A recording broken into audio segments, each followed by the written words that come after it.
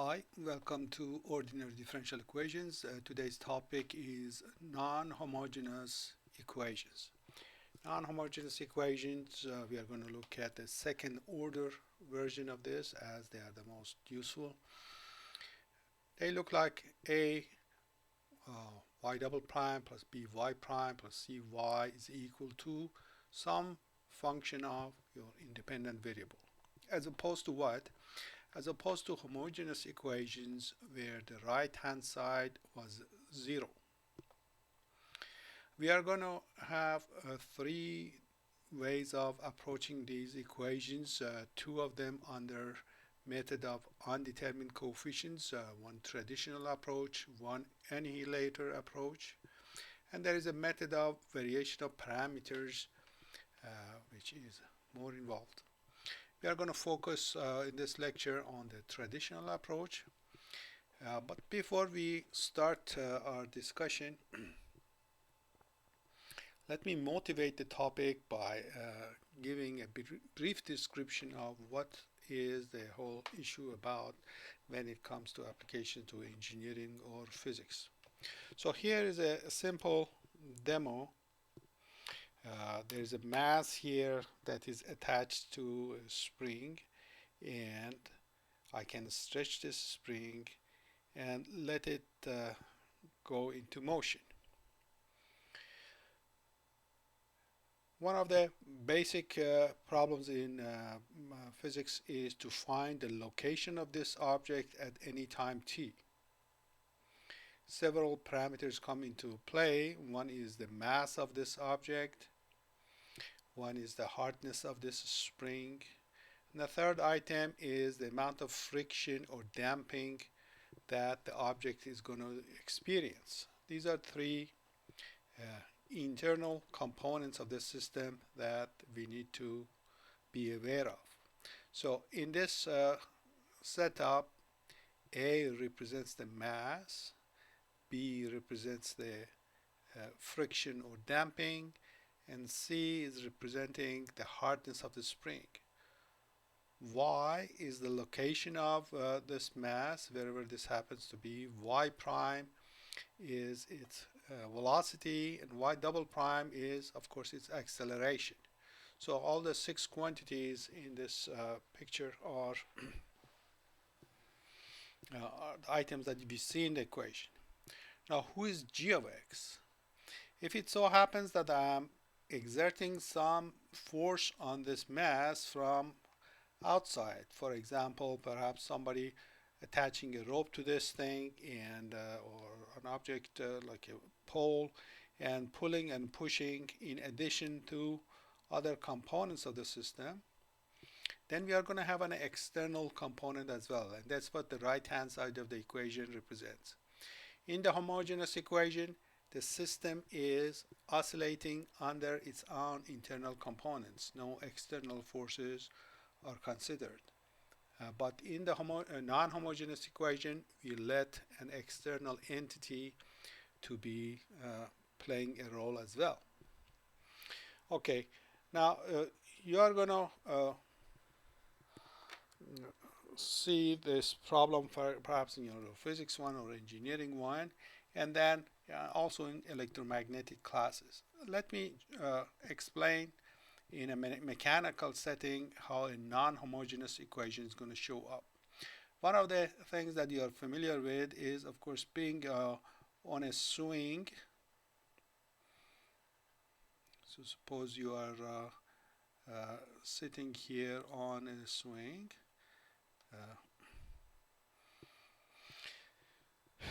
And maybe somebody pushes you or something, and then you go back and forth. So of course we have all the components of this equation are applicable here as well. You have mass, you have friction, you have the something that acts like a spring, and so on. So long as you are just sitting there and you are by yourself, it's as if this is a homogeneous equation and right hand side is just 0.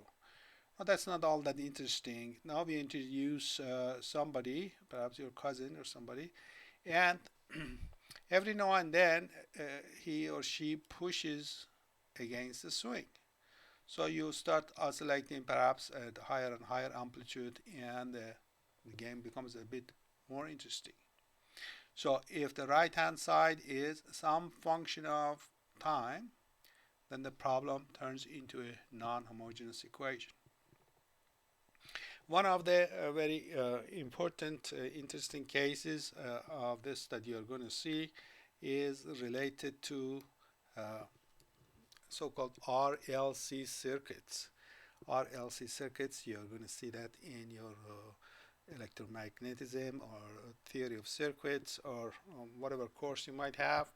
It's a standard component of all engineering classes. RLC circuits has a resistance. In this case, I put a light bulb here. There's a capacitance. Capacitance is just two parallel plates, metal plates that can be charged up with electricity.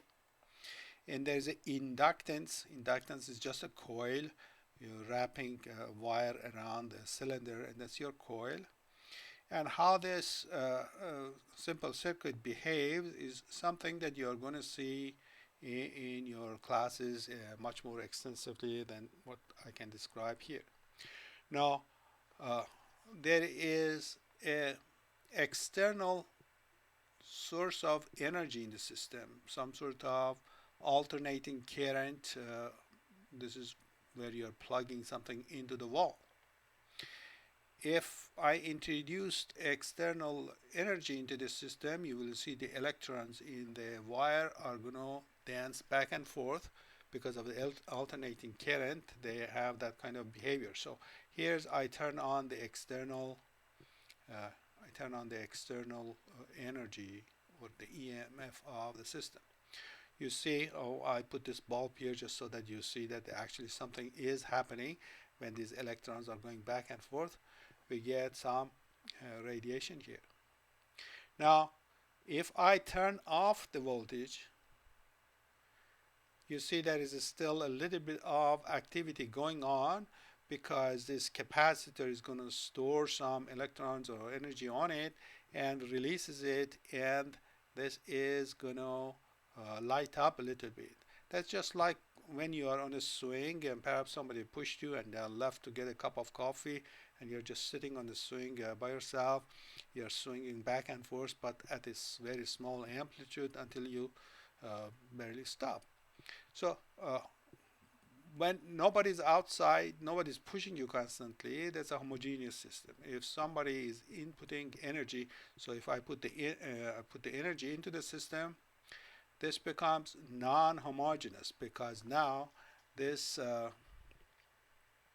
is constantly putting energy into the system. As soon as I stop this, whatever happens is an example of a homogeneous system. Homogeneous systems, if they have friction in them or if they have damping in them, they or if they have resistance in them, they always die out. And the holy grail of engineering is to find systems that don't have friction and they show these amazing properties. So now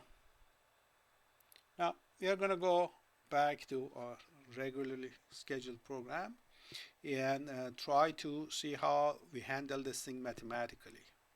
It so happens the mathematics of this thing is a bit lengthy in the tooth, even for the simplest problem. So that for that reason, I thought maybe we start with a little bit of a show and tell, so that we know there is actually something to this thing. It's not just some mathematical game that we are playing. Okay, as I said, there are three approaches: traditional, annihilator, and variation of parameters. And this lecture we are going to focus on traditional.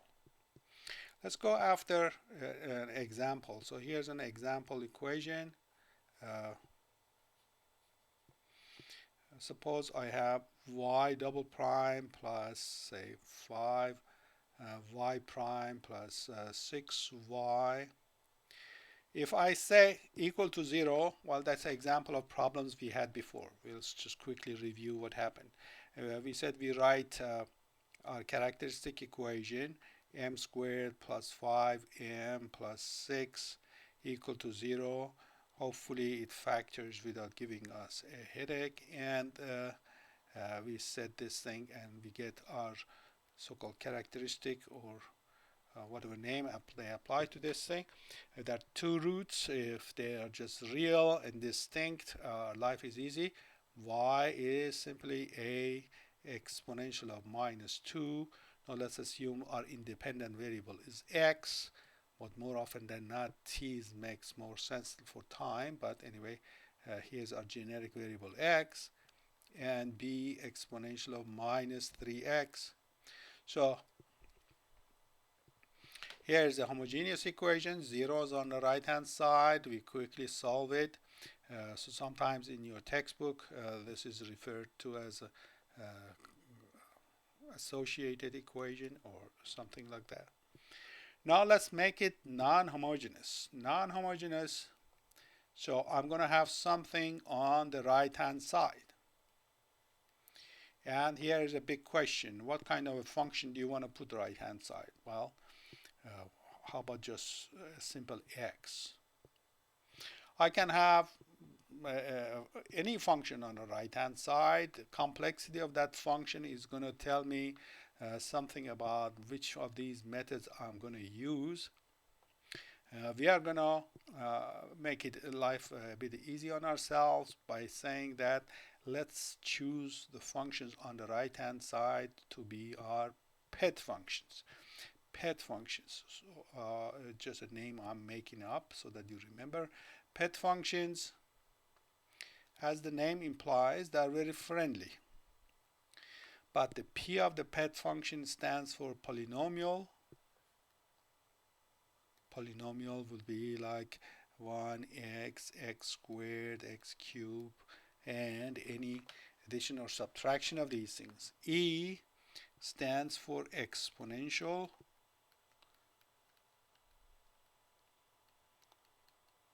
Exponential, just what you see here, these are exponential, like exponential of something times x. And T stands for trigonometric, but we don't get overly ambitious. It just means sine, sine of something or cosine of something. So we are not playing along with tangent, cotangent, secant, cosecant. Those are not friendly functions, or not pet functions. Why do we choose this thing? Well, other than the fact that they are most familiar to us, they have an amazing property. Two properties. One is that, well, these are all the solutions we saw in the previous lecture. All the functions we saw there were just these pet functions.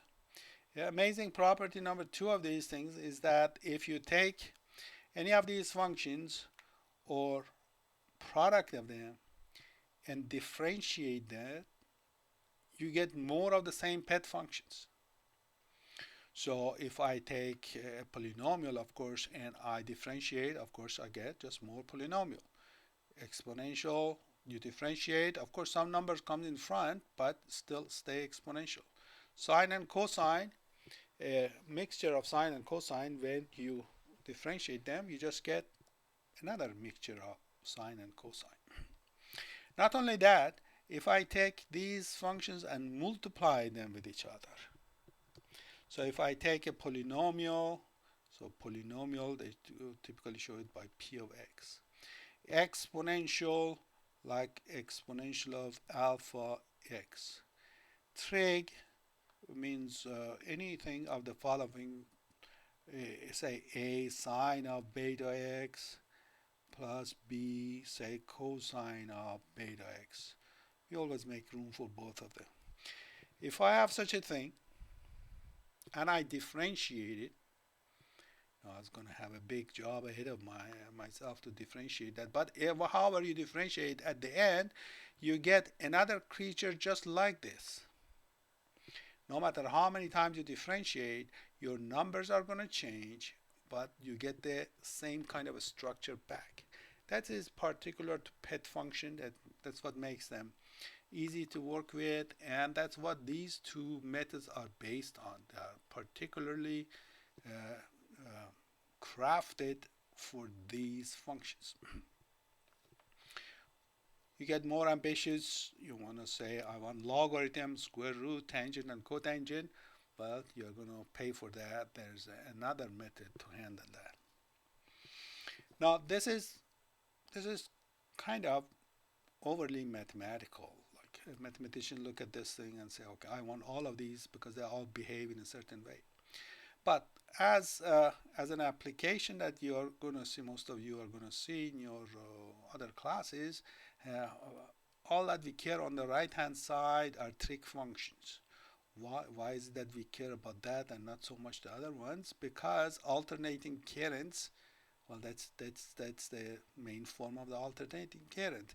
Your external force is some alternating current that you're plugging your system into this kind of signal, and that's why there are most relevant issue here is that. But mathematically speaking, uh, all of these things have a similar standing because, as we said, their derivatives live inside the family, they don't leave the family. Let's start by something simple. You're going to notice that this is actually simpler than sine and cosine case. So we are going to go after this with a traditional look of solutions. I say my general solution is going to be made out of two components. One is a solution of the homogeneous equation. After all, if I take such a thing and plug it, I'll get a 0.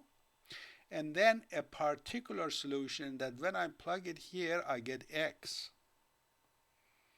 So our solution is going to be made out of two components, y of c or y of h. This is, depending on what book you use, they might use one of these notation, y of h standing for solution of the homogeneous equation.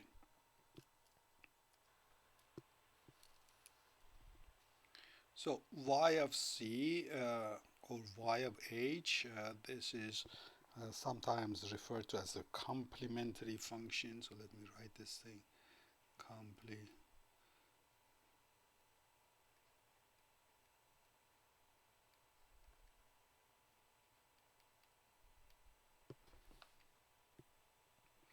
or solution of associated equation, associated homogeneous equation.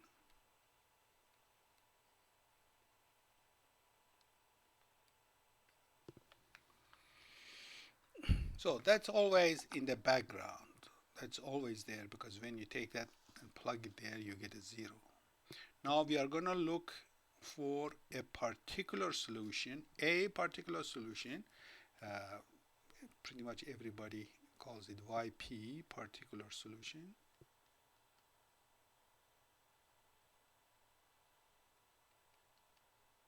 So it's a particular solution that when you plug it in this equation, you do get x. So it's in fact a solution, but it's just one of many possibilities. You just pick any of them. The traditional approach for how to find y of p is based on what you see on the right hand side. There is a procedure to follow to guess what is a good function to use here. Let's see. We are taking some derivatives and adding them up to get x. The first thing that comes to mind is that the y, this particular solution itself, is a polynomial. Of course, if you take a polynomial, you take a derivative of it, you get another polynomial. So if I want to get x, my first reasonable guess is that y is going to be a polynomial that has an x in it. At this stage, I would say, well, it doesn't need to have anything more than an x. Only I don't know how many x's it should have and what's the constant next to it. So I make up some undetermined coefficients. So I say ax plus b. So a and b are undetermined, and that is the reason for this title. So some coefficients, I guess the form of my solution, and then I don't know what coefficients they are going to have, so I call them undetermined coefficients, and then I try to find those undetermined coefficients. How do I find them? Well, by the very fact that you started saying that this is a solution. So if this is a solution, if I plug it back here, it has to give me x. So yp, I take a derivative of it, obviously it's just a, and then y double prime p, I take a derivative, I get 0. I take these things, plug it into this equation, 1 of this and 5 of this and 6 of that. So 1 y double prime plus 5 y prime plus 6 y of p is going to be, well, 1 times 0 plus 5 times a plus 6 times ax plus b. Well, what is that supposed to be? Well, I want this to be a solution, so I want it to be x. So I want this thing to be x. I want this to be x for all values of x. So when I clean this up on the left hand side, I have 6ax, and then 6b and 5a, and there are no x's in them, so collected together, this wants to be x.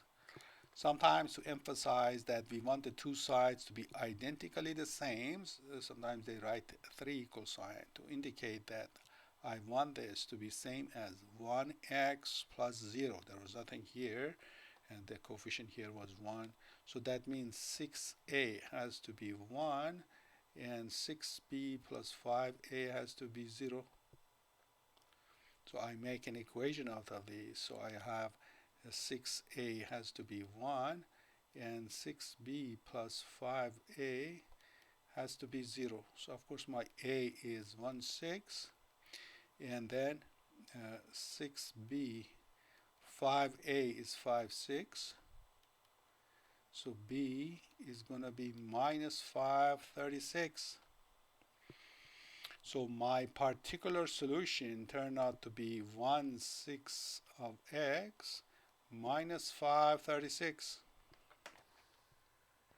So what is significant about this? Significant, if I take this particular function and plug it here, I recover an x.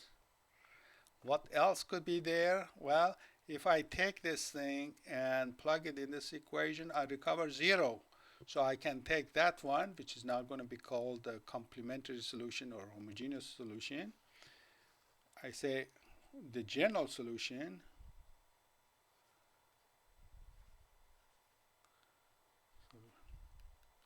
which is made out of that yc plus yp, or if you wish to call it yh plus yp. So general solution, general solution, sometimes you might just show it by y or y general, or however you want to label it. So what is it that we found? Complementary solution was a exponential of minus 2x plus b exponential of minus 3x, plus the particular is what I found here, which is 1, 6 of x minus 5, 36. So this is our general solution.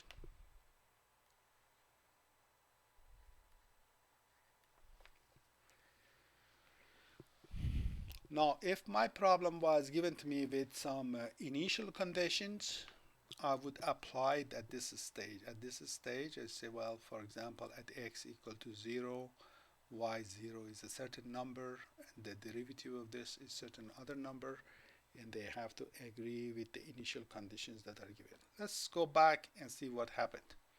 So uh, we consider this non-homogeneous equation. Non-homogeneous because there is something on the right hand side representing the external force.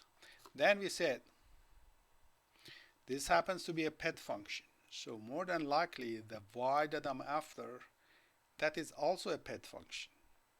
I guess the form of that pet function. The only thing I don't know are the coefficients of that function. For that reason, we are calling this undetermined coefficients. We force that solution back into the equation, make the equality, and from that we get a set of equations for undetermined coefficients. We solve that system, we get our missing numbers, and then we have our solution. Okay, as the examples go, this was the simplest, most straightforward example we could find. Depending on what is on the right hand side, things can get more and more interesting. Let's go ahead, do a similar problem. In this case, I have y double prime. Again, let me use same numbers so that we are quick. 6y, and now I write, for example, 3 sine of 2x. As I said, this is perhaps the most important example because of its direct applications to what comes up in most engineering classes, that you have some external voltage. For example, here is some external voltage. In that case, this would be a time. 2 is your frequency, 3 is your amplitude or voltage, and you want to figure out how the system oscillates. That would be representative of this little demo that we had here. Let's see if I can find it. Okay, so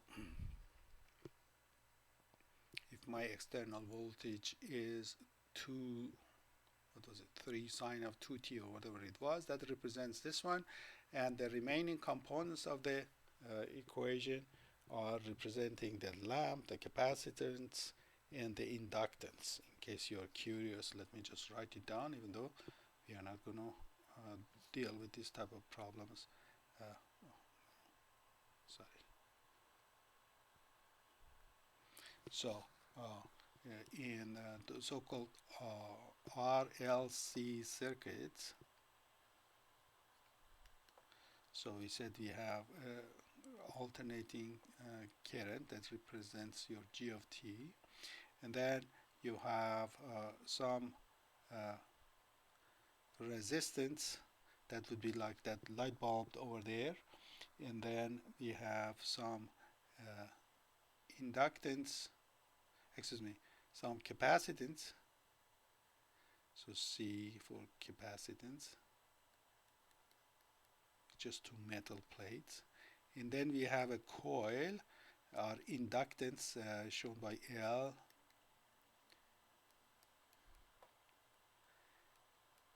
pretty much any electronics you open you see one of these, and then perhaps you have a switch and then on. The equation for this is L Q double prime plus R Q prime plus 1 over C Q is equal to external electromotive force E of t. So L is a property of inductance, R is property of this resistance, 1 over C is for capacitance, Q, for example, the amount of charge that is on the plate of this. So Q prime would be the current, and that's the acceleration of the charge. So the only reason I wrote all of this thing is just to say that this is playing the role of that one. And these numbers are just these numbers in the circuit. But you have to wait for your course there too. Okay, now we said the homogeneous or the complementary solution was some factor or some constant, say m exponential of minus 2x plus some n is exponential of minus 3x. That is what we did at the beginning of. So we solve the associated equation, get our roots, and quickly make this thing up. And we are all done with that. Here I'm calling it a and b. Over there, just to make sure there's no confusion, I'm calling them, say m and n. Okay, good. Y particular. Well, again, we start by a guessing game. What kind of functions, when added to its derivatives, is going to give me sine? Well, sine can come out of sine, can come out of cosine. And again, if I have a sine here, that's going to contribute to a sine.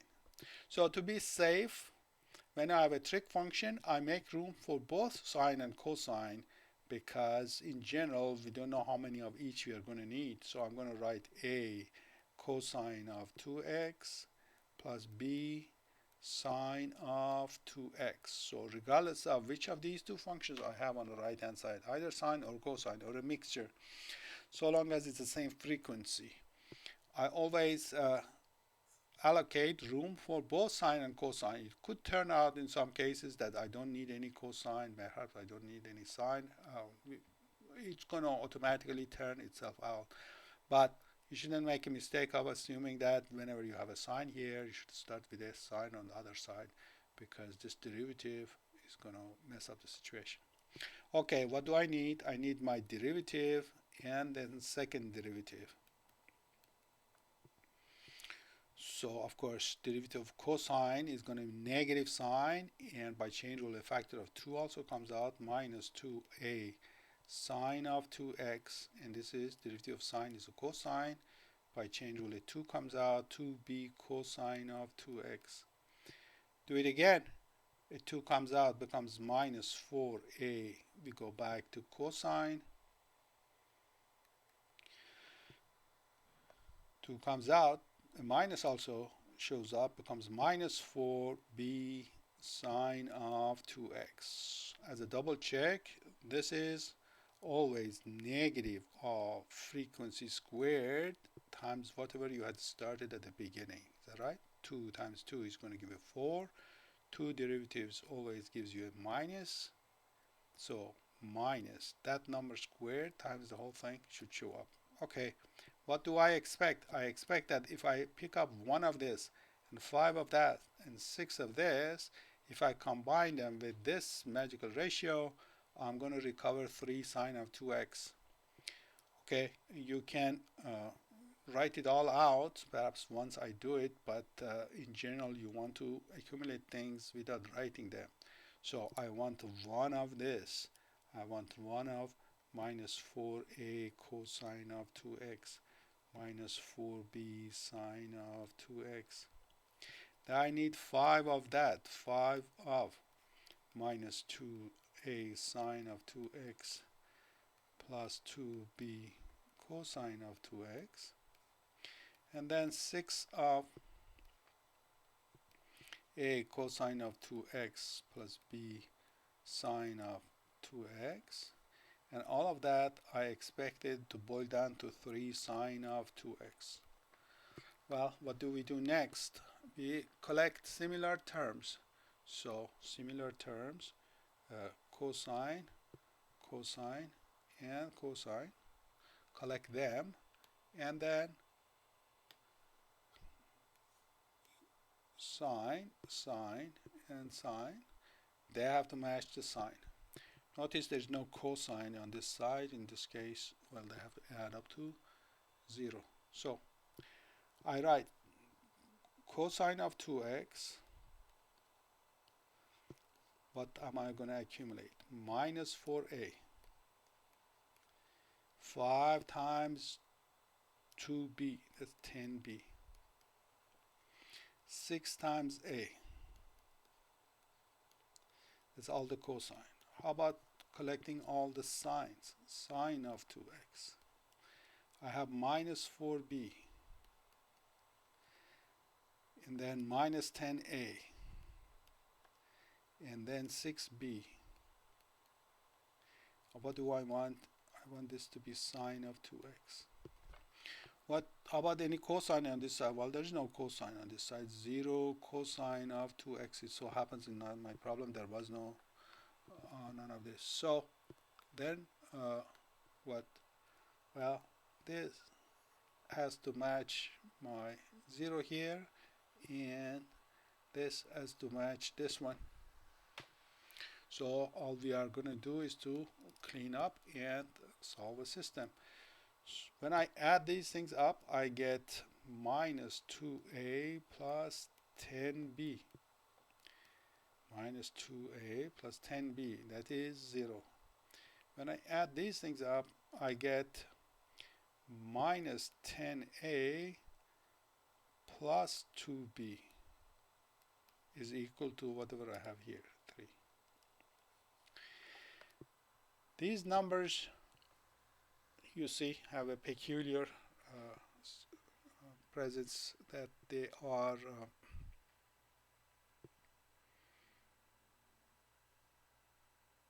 same numbers. They are all same numbers. Yeah, they're same numbers, except I made a mistake. This one, minus 4a plus 6a, that's of course plus 2a. So these numbers are the same. These are of opposite signs. That is the pattern that you're going to see as a check. These numbers are the same. These two opposite signs. At any rate, here I can say a is equal to minus 5b, and when I put them here, I get 50b. When I replace here, plus 2b is equal to 3, so 52b is equal to 3, so b is 3/52, and so a is minus 15 over 52. So what does that tell me? It means the particular solution is minus 15/52 of, how did we start writing, with the cosine of 2x plus 3/52 of sine of 2x. And then our complementary or homogeneous solution, so however you want to label it, homogeneous or complementary solution, was a or was it m exponential of minus 2x plus n exponential of minus 3x. Let's remind ourselves. Here is complementary solution of complementary equation, or the homogeneous equation is that, and then we are now what? Now we have the general solution. Y, or y sub g, is the sum of all of them. M exponential of minus 2x, n exponential of minus 3x, and 2. Well, let's just write it out as it. You might factor some of these numbers to make it look a little bit more presentable. But whatever you do, there are many pieces to this. Okay, so that's the general idea. If I have an equation, let's try to run this thing a third time. Suppose again I have y double prime plus 5y prime plus 6y equal to, instead of a 0, I write, for example, exponential of, let's write 7 exponential of 4x. Or perhaps for good measure, let's make this thing negative 4x, whatever, doesn't matter. So again, if we go ahead, isolate the homogeneous portion, that is oscillation of system by itself without external force, we get, as before, say a exponential of minus 2x plus b exponential of minus 3x. Now we ask ourselves a question, what should I start with? so that by adding that to its own derivatives, I get the exponential. We refer to the family of this exponential. So for example, the family of sine of 2x, all the functions you get out of this by looking at all of these derivatives, they all fit in this category. For case of a polynomial of the same degree, a full polynomial of the same degree is the family to start with. For exponential, our job actually easier than both of them, because the particular solution I'm going to search for, the derivatives of this thing, if I differentiate that, all that happens is that the number in front changes. So my best guess, yeah, well, let me write some other letter, m exponential of minus 4x. So for exponential, I start with some multiple of the same exponential, and then I differentiate. So it becomes minus 4m exponential of minus 4x, and differentiate becomes 16m exponential of minus 4x. My expectation is that if I take one of this and 5 of that and 6 of them and add them up, I'm going to get 7. So 1 of 16m exponential of minus 4x, 5 of the minus 4m exponential of minus 4x, 6 of m exponential of minus 4x, all supposed to boil down to 7 exponential of minus 4x. So let's collect. I have 16m minus 20m and 6m supposed to be 7. So that becomes 2m is equal to 7. So m has to be 7/2. So my particular solution is 7/2 of exponential of minus 4x. My general solution then is going to be whatever I started with in all the other cases, and then I tag along whatever is going to generate my right hand side for me. Okay, well, that wasn't that bad. It looks like it is doable. Well, it's doable until mathematicians get into the game and say, well, at the beginning you said something, but you didn't do any of those problems. What if I have the exponential and the sine and the polynomial all multiplied? Yes. In any of the textbooks on differential equation, you are going to see a table of what to do when this gets horrendous. Then how do you go after your choice of your starting function? It always follows some very simple rules. If you have an exponential and then polynomial and trig, the first line of defense is that if you have an exponential alpha x and then put your polynomial next to the trig function, so we might as well write it as p of x, for example, cosine of beta x, and then another perhaps polynomial q of x times sine of beta x. So when the problem becomes a bit too involved, it has these components in it. It's just that in application to physics and engineering, all we need on our right hand side is just sine and cosine. Mathematically speaking, well, all of these things fall into the same category. If you have something that complicated, all you need to do is to put a general polynomial here, another general polynomial there, and choose the degree of them to be the highest degree of polynomial that you see in your problem. Okay, highest degree here, highest degree there. That is how you start it. So then this is going to ensue a bit of algebra, just like in all of these problems we had some algebra to do.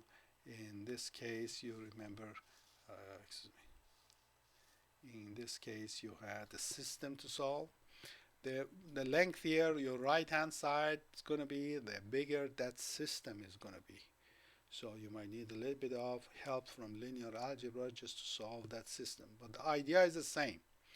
Uh, the steps of this are somewhat reminiscent of what we went through in calculus when we had partial fraction decomposition. If you had a big fraction, then you had a big job on your hand. But aside from all these algebraic cases, there is an interesting situation that is actually extremely important in applications. And that's the following.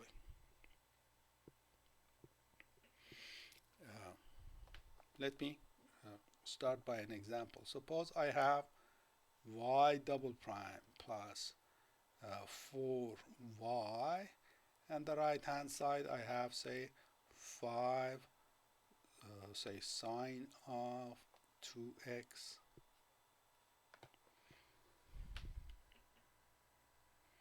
According to the recipe that we gave, we look at the right hand side, look at the family of the right hand side, and we decide that the particular solution we are going to look for will be a cosine of 2x plus b sine of 2x. That's what our Karen recipe says. But the way I'm saying it, you realize something is not quite right. So let me put a question mark. Is that the right thing to do? Well, what is the problem with that? The problem with this thing is that when you look at the associated or complementary equation or the homogeneous equation, however one you label it, when you strip the right hand side and you want to solve that equation according to what we said last time, the solution of this is going to be, well, some m cosine of 2x plus, say, n sine of 2x. You remember how that happened? We wrote the equation m squared plus 4 equal to 0. We solved it. We got the answer plus or minus 2i. And this 2 here is what you see over there. So that's a case of so-called simple harmonic motion, and this is a solution of it. Okay, you might say, well, so what's the problem? If I take this and plug it in the left-hand side, I'm not going to get a right-hand side because this is telling me I'm going to get 0. So what is the peculiarity of the situation here? Peculiarity is that the solution that normally would show in the particular solution already showing up in the homogeneous solution.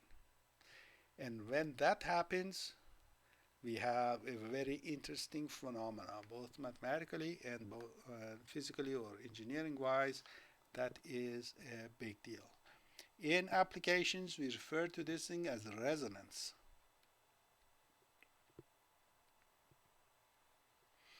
In physical or engineering application, when you are driving a system with the frequency of the system itself, like this system, when it oscillates by itself, it oscillates with frequency too.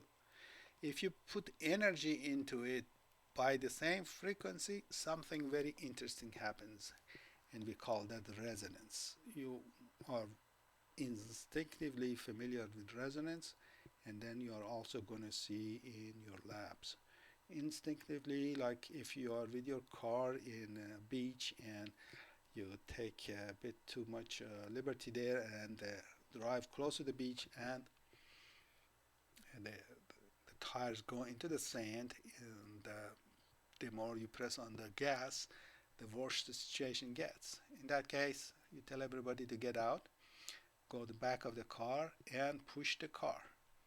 Well, of course, the car is so much heavier than your muscles can do anything to it. So you start a kind of a dance with the car. You push it a little bit and let it come back, push it again and let it come back. and gradually build momentum until in a one final push you actually push the car out. You are using the phenomena of resonance.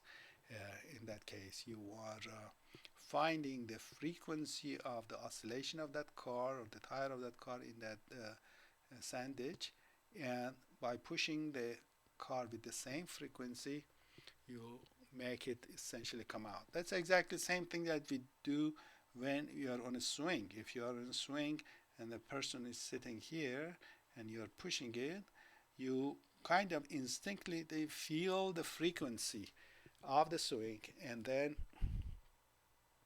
you push that person with that frequency, and then that's how you gradually build up amplitude. Even if you're applying little bit of force, you can build an amplitude. I have a little demo here to show you how does this work in one instance. Let's see if I can find it. Okay, let me turn on the system sound so that you can actually hear this.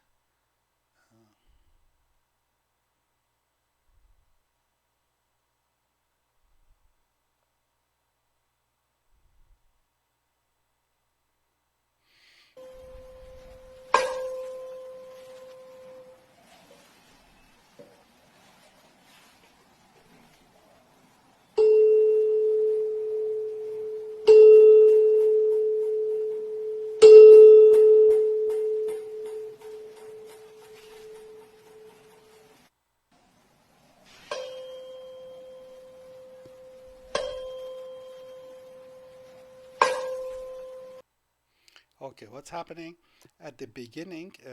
He is, well, these are two tuning forks.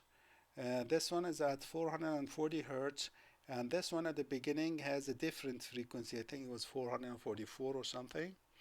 He strikes a tuning fork here. These two are different, so the vibration that it causes in the second tuning fork is minimal, and as a result, this ball here doesn't really move all that much. When he brings a tuning fork that matches exactly this frequency, that the other one is 442, in that case the energy from this transfers to the other one, and that transfers to the tuning fork, and that vibration makes the ball move away. Let's see.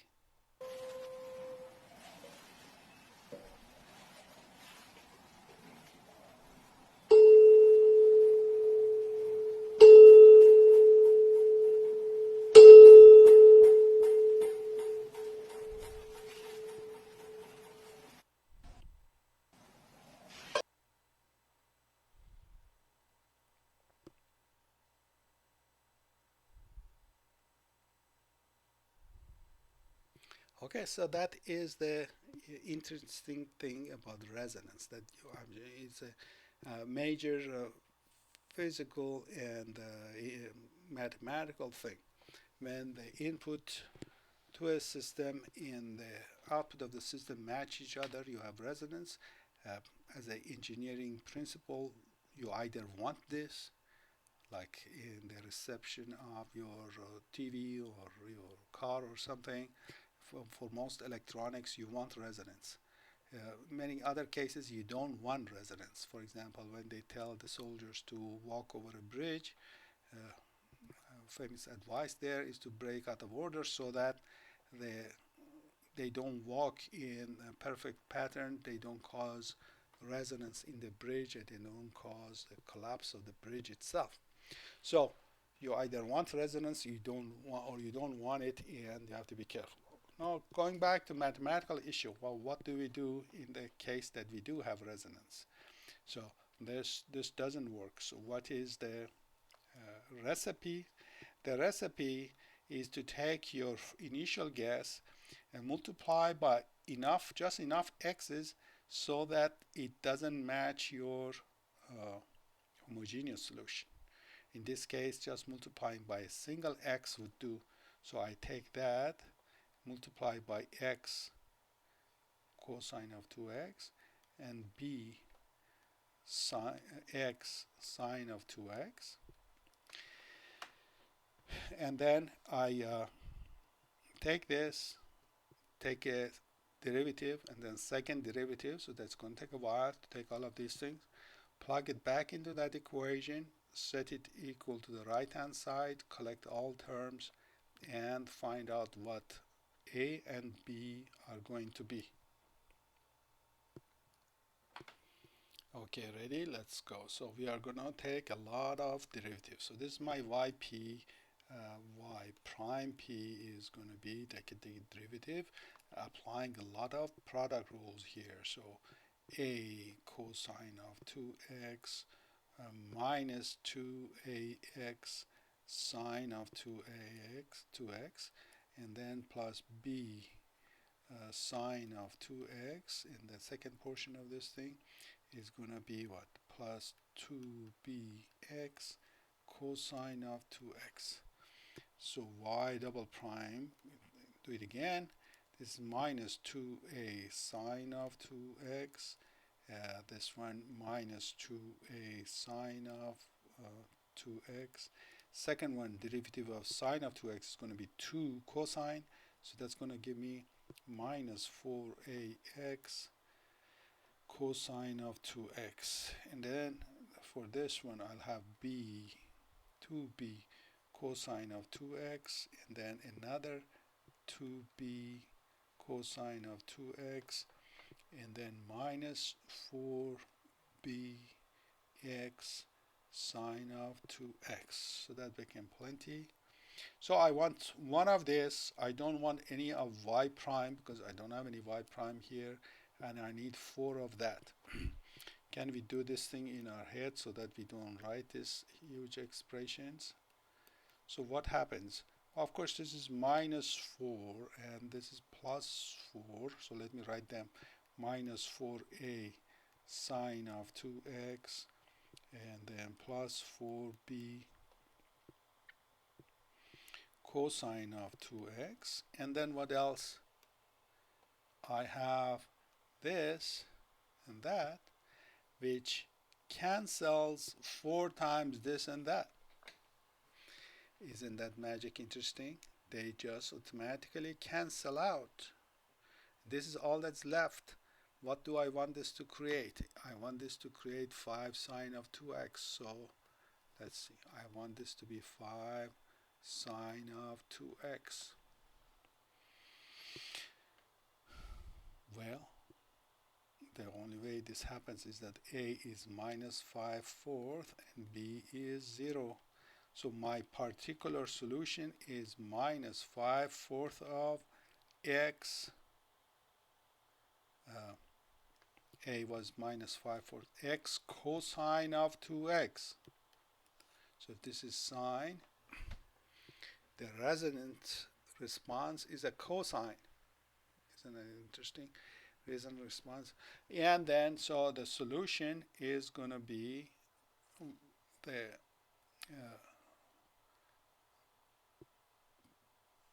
homogeneous solution, m cosine of 2x plus n sine of 2x, and then minus 5/4 of x cosine of 2x.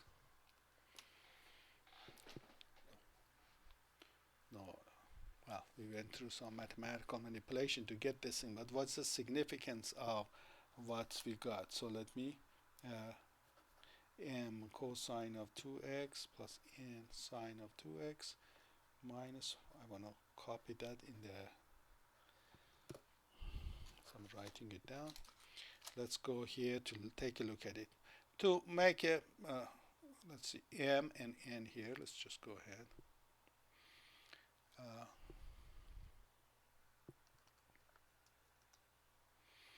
Here is our trusty calculator.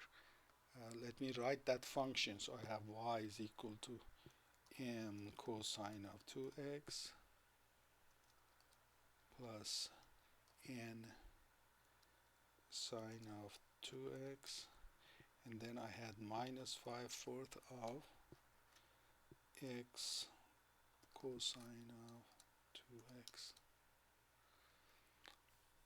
Well, we want all of this to be y. It was y.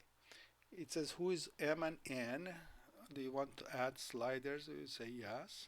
It automates it at 1 for us. We can change it later on as we wish to any number. So these are called sliders in Desmos. So whatever the number happens to be. Now, what is the significance of our solution? What happens? Let's zoom out. You see what's happening? We get this wild oscillation. What's causing this wild oscillation? The reason for that is that we have a x as the amplitude. Now, x here is representing time. So cosine of 2t or 2x is just a regular oscillation. So if I had just cosine of 2x, y is equal to cosine of 2x. Let me zoom back in. That blue curve is just a regular cosine. A red one is our solution. Why is red one so overpowering? It is overpowering because the x is the coefficient here. X is the amplitude. As time goes by, the amplitude gets higher and higher. And that's the interesting thing about resonance, or dangerous thing about the resonance. The amplitude grows up. The energy that you put in the system accumulates, causes the increase in amplitude. And that's why they tell the soldiers not to go in formation over a bridge, because if all that energy gets absorbed into the bridge, the possibility is that the vibration causes the bridge to collapse. That was the old advice on old bridges, but it's still applicable to even new bridges. So okay, so we went through the explanation of these three cases. Now a little bit about the mathematical gymnastics that shows up in these type of problems. So the mathematical issue is for a certain right hand side, what kind of how to choose yp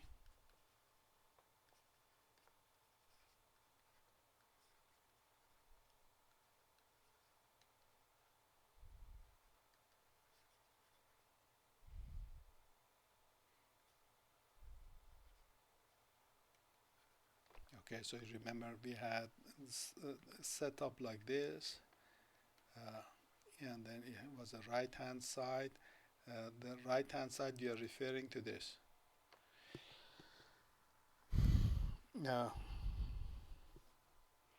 So you can find this table, this type of table in most books. So if you are given a g of x, if g of x is some number, the starting value for y of p is just going to be some constant. If the g of x is like a linear, then you also start with a linear. If the g of x is some quadratic, and then you also start with a quadratic. If your quadratic is not complete, you still start with full quadratic. So you don't know if yp is going to miss certain terms or not, so you go make room for it, and if your coefficient turned out to be 0, then well, they were not there to begin with. If you had 2 sine of 3x, you all start with a cosine of 3x plus b sine of 3x. No matter, see for example 3 cosine of 3x, you start with a cosine of 3x plus b sine of 3x.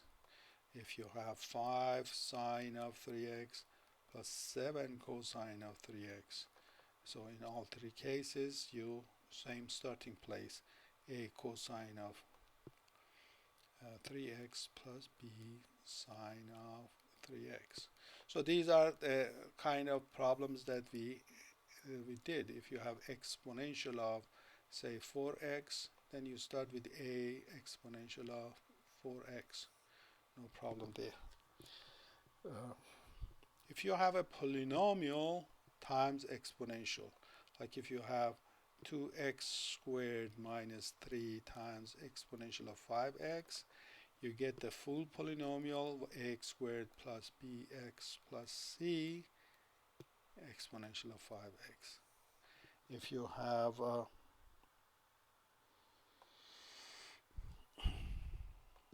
if you have exponential times trig, like you have exponential of 4x times sine of, say, 3x, what do? You get same exponential, and you get the full family of this one, a cosine of 3x plus b sine of 3x. That's how you get started.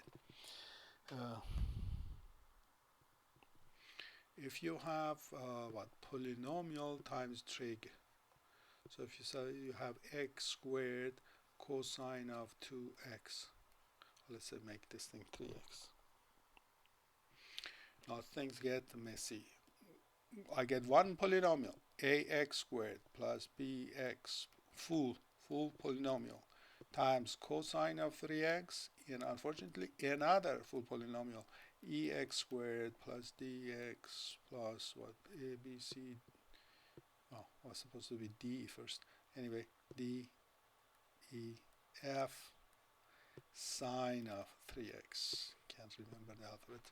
Now, if you were so unlucky that everybody was there, so polynomial exponential trig, if you have, let's say, x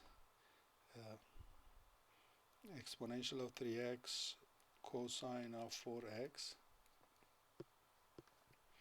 you get your exponential, put it outside, you get the full polynomial of this one, which in this case a little bit less than that one, ax plus b cosine of 4x, and then another polynomial, cx plus d sine of 4x. So you start with that, and then you plow through with, take this thing, take a derivative, take a second derivative, plug it back, and clean up both sides. In this case, you'll have an equation with 6 unknowns, so it's going to be a big mess. This is 4 of them, so it's not that bad. This is just 2. So those are the possibilities. And then there's a case of resonance. If any of solution of your homogeneous equation matches one of the terms of the your yp, then multiply it by x until the matching goes away. Sometimes you have to multiply by x twice.